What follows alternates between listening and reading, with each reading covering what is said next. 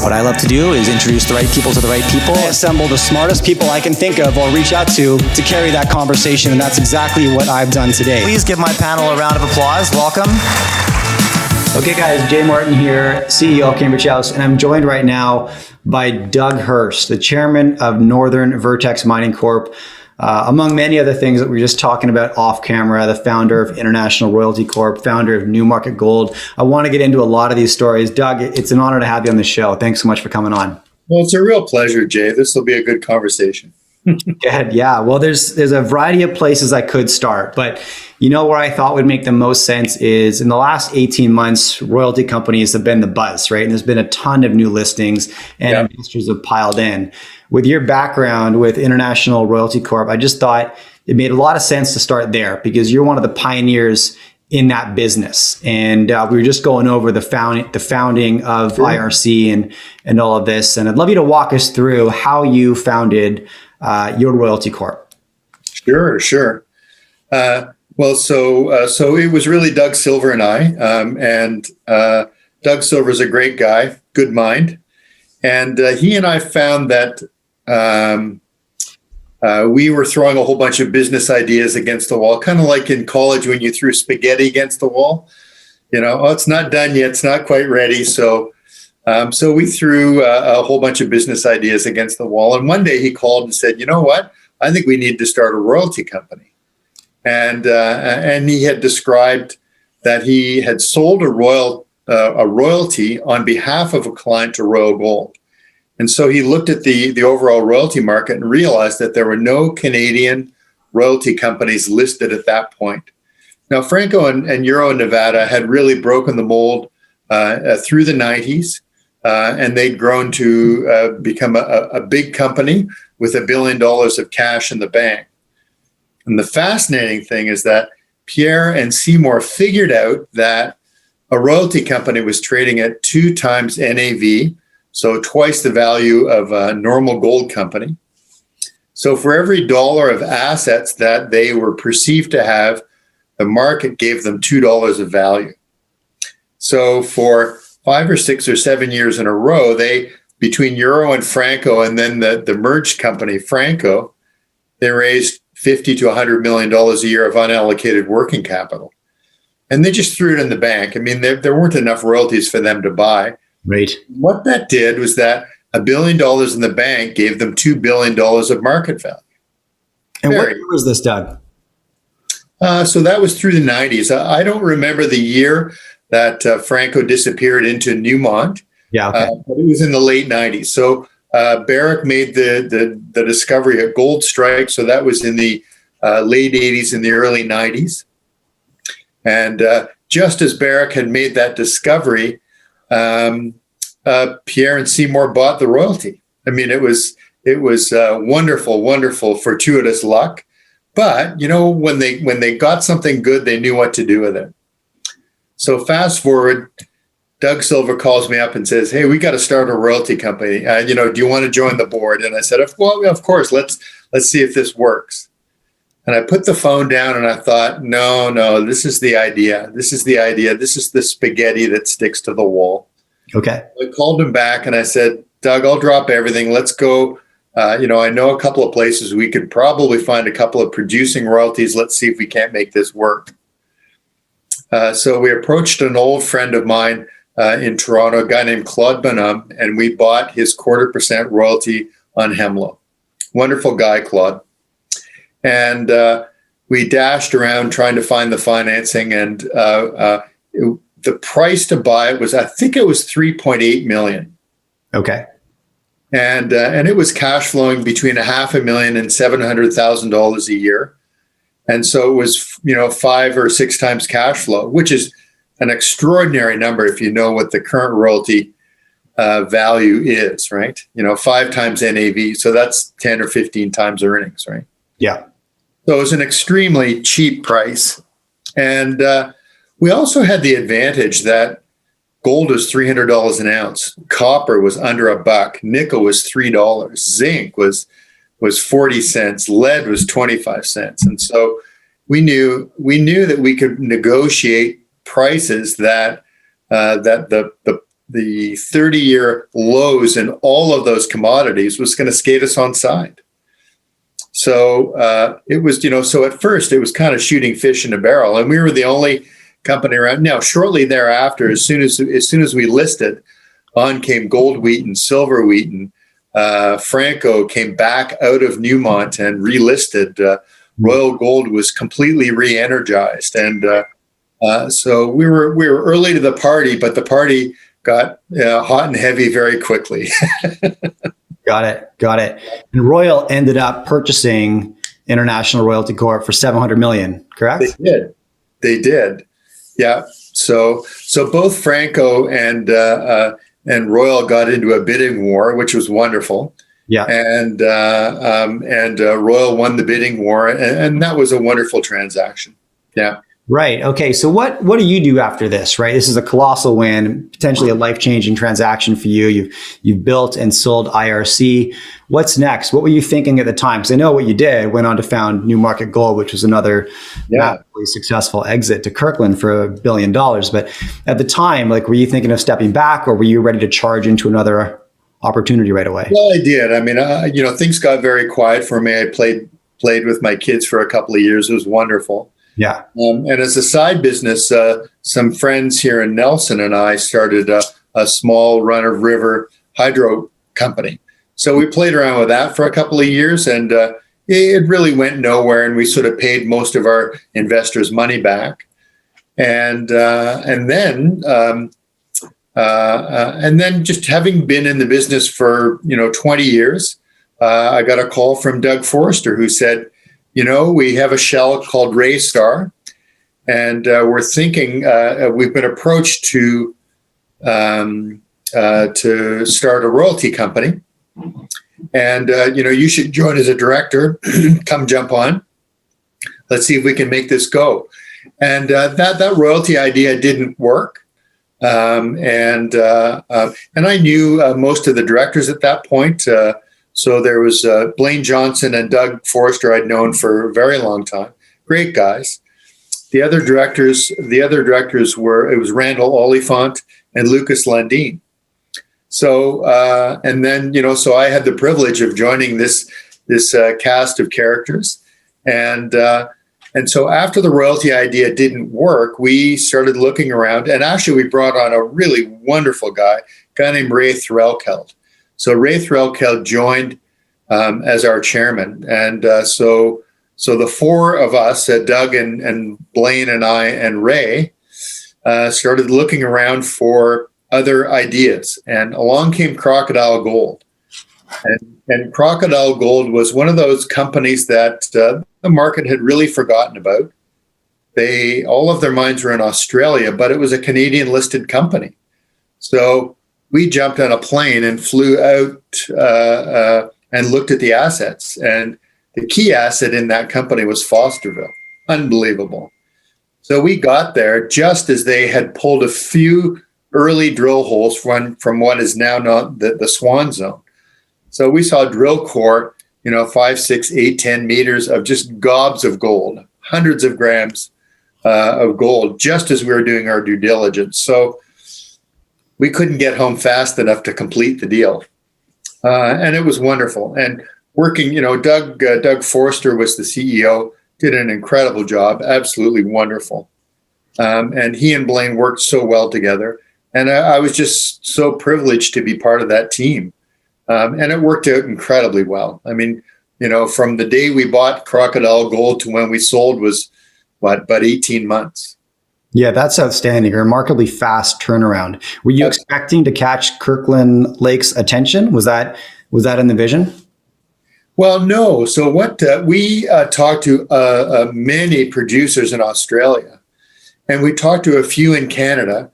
When you're doing business in another country, especially Australia, talking to a fund manager about raising money or buying your shares, and they call the guy that they know in Australia. And, so we had several of those kinds of interactions, and they would call the guys that they know in Australia. And what do you think about Fosterville? And they go, it's kind of a dog with fleas. You don't really want to deal with that. And no one really understood what had happened or what had transpired in the exploration at Fosterville. So it took a while to overcome that scar tissue that the industry had built up around Crocodile's assets.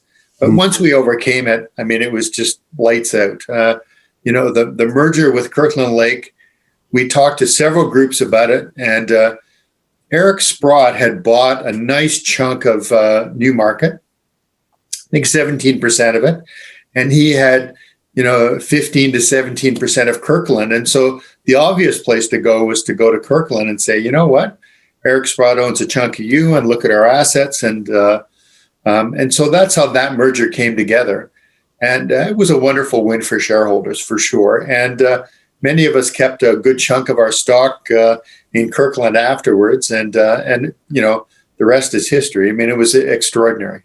Okay, so thank you for detailing that. I wanted to start there with, International Royalty Corp, founding this company, selling it to Royal Gold for $700 million, finding the Newmarket opportunity, building that up, selling it to Kirkland Lake for $1 billion.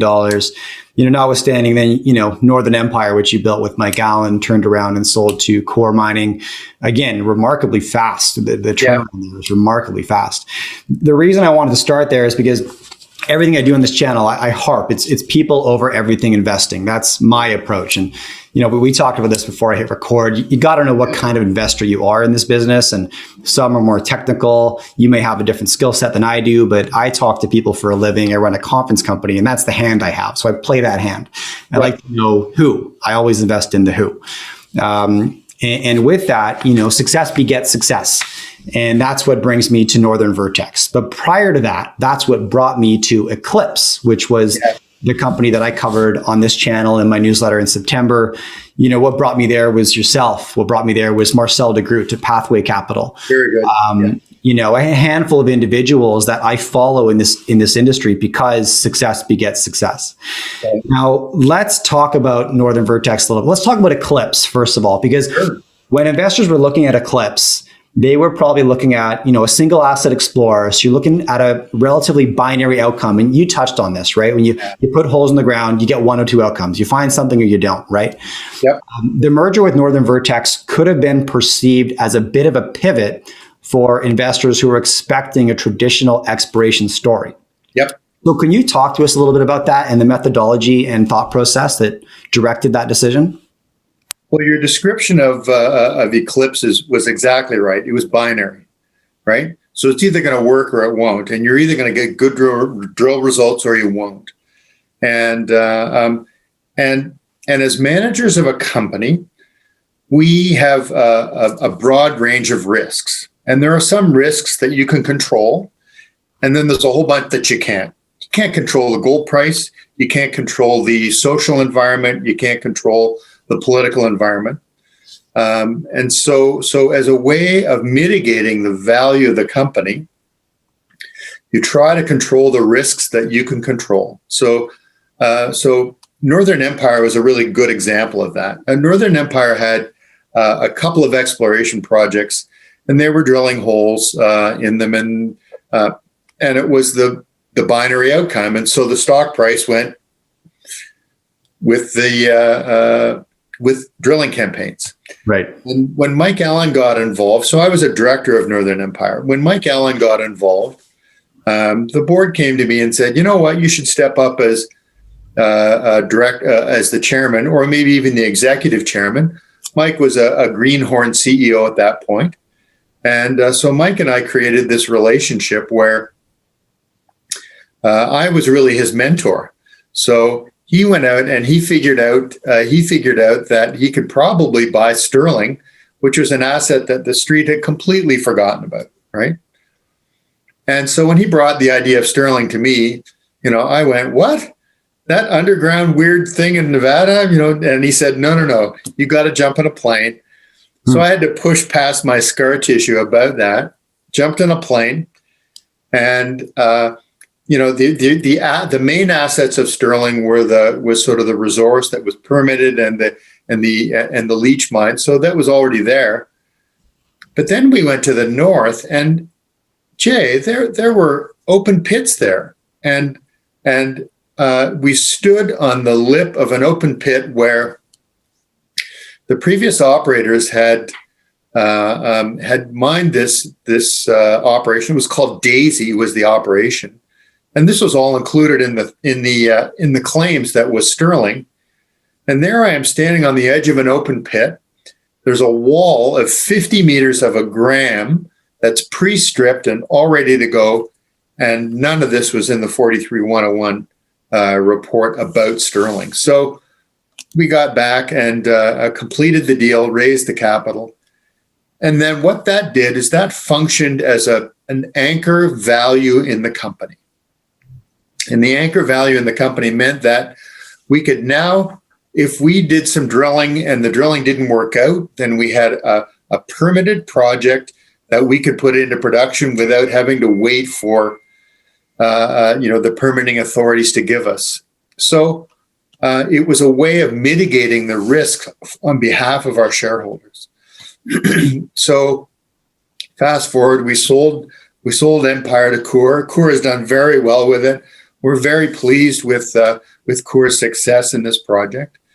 And we started Eclipse with all the best elements of Northern Empire. And then we added a couple of other people. Marcel de Groot, wonderful, wonderful guy. We brought on the exploration manager, a guy named Warwick Board, a giant brain. He's a geological savant, very, very smart guy.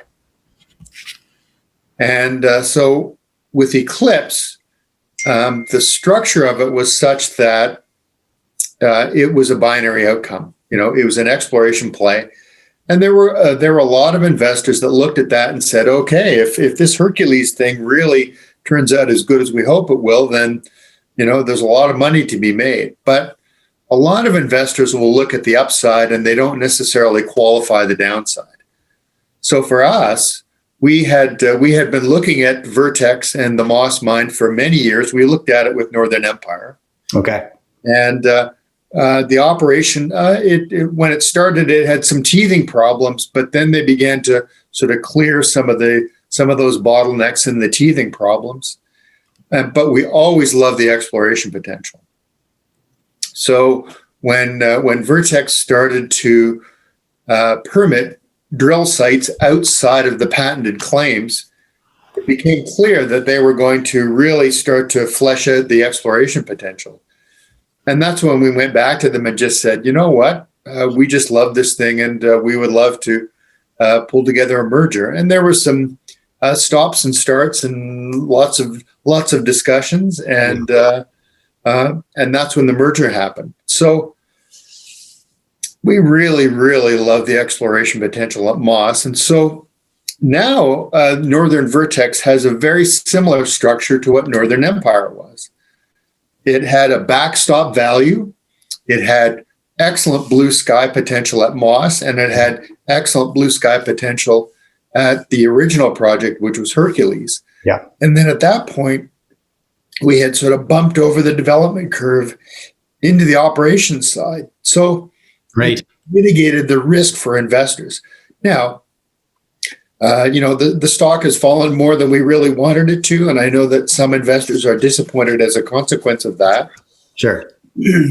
But moving forward, there's a wonderful base value, and oh my, the blue sky potential is good. So we really like the structure of this asset. We really like the structure of this business and this investment. Yeah. And it's exciting to me. And I wondered when the merger occurred, if you would have shareholders, Eclipse shareholders that were like, this isn't what I thought I bought. And maybe there was some selling activity. Maybe we saw that, right? Definitely. Whenever I would connect with somebody who would ask, because we covered the Eclipse story in depth in September. So I got a lot of incoming mail when the merger was announced, and they were like, you didn't see this coming, or what's going on? And I restated, Hercules is a great asset, but I didn't buy Eclipse for Hercules. I bought Eclipse for the people behind Eclipse, right? And you touched on a few of them, or we touched on a few of them. But, you bring, IRC, you bring Newmarket, Mike Allen, you guys bring Northern Empire. We have Marcel de Groot, who brings in companies like Equinox Gold, Sandstorm Gold. I mean, some of the sort of diamonds in the sector. And that's the team that you're betting on. you made an interesting point before we hit record. You said when a company pitches you on becoming a director, one of the first things you ask them is, if your bank account was full, how would you spend it? Yeah. And, often they'll go, oh, we put it right in the ground. We get to work, we prove out results. And your response is, okay, but then what? And they kind of shrug and like, well, it depends on what happens. Right. And I agree. But it is a binary outcome. Like you said, you'll find something or you won't. You'll get the results you and your shareholders want, or you won't. And so when I'm betting on the people, what I'm betting on is that they're going to have a plan C just in case, right? Plan A doesn't work out. Plan B fails. You have the wherewithal, the energy to have a plan C and hunt that down, right? Yeah, absolutely. Well, that's the whole process of risk mitigation, right? Yeah. So, I mean, when I described, there's risks that you can control and there are risks that you can't. You try to control the risks that you can control. And so if you can generate a base value in the company. Yeah. And so many corporate managers completely miss the whole process and the thought process around the cost of capital. So the cost of capital essentially says that you can grow a company, but if you issue more shares than the value grows, then investors make no money. Yeah. So you can do an IPO at $1 and you can have $10 million in the bank. And if you don't do proper control of the capital market side, then every financing that you do is a down round. Yeah. Or it's, you finance at $1, you finance at $1, you finance at $1. 5 years has gone by and your investors have made no money. That's not what you want. Exactly. And so the cost of capital is enormous for investors under that circumstance. So if you can, you try to mitigate that by just telling people the story, making sure that the value. I'm sorry. I made you do all the talking. No worries. No, that's okay. That's okay. So really what you're trying to do is you're trying to generate value for your investors. And a lot of people lose sight of who you're working for, and it's the investors. And so yeah, if you can control the structure of the company and you can do financings that are increasing as you're moving along, trying to grow value, then your investors win, right? 100%. So it doesn't always work that way. And markets are a fickle thing. And sometimes you have to do a financing at a higher price, and sometimes you have to do it at a lower price. Yeah. But if you're managing the whole process and you're conscious of it, then at least it's something that you're aware of. Whereas many companies aren't. Yeah. 100%. A lot of chairmen, a lot of CEOs don't talk like that, right? We don't hear that narrative, that vision from too many CEOs, and that's the difference, right? And that speaks to your experience and your success. But so I'm glad I could bring you back on because, like I said, we covered the Eclipse story in September. I thought it was a smart buy. I built my position on the open market. I think it's a better buy now, right? You can actually enter at a cheaper price point. You're buying now, cash flowing Moss Mine with exploration upside and cash to fulfill drill programs at Hercules, which is an exciting asset in Nevada. It is arguably the best gold jurisdiction on the planet. Look, Doug, it's been great. Thank you so much for making the time. I'm really glad we could put this together.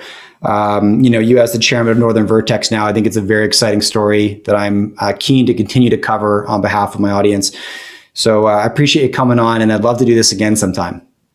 Very good. Well, I'm very pleased that we had this discussion. It's always an interesting one. And you know what? I've just had a lot of luck working with people that are so competent, and Northern Vertex is just another example of that. Okay. I love that. Okay. Well, thanks again, Doug.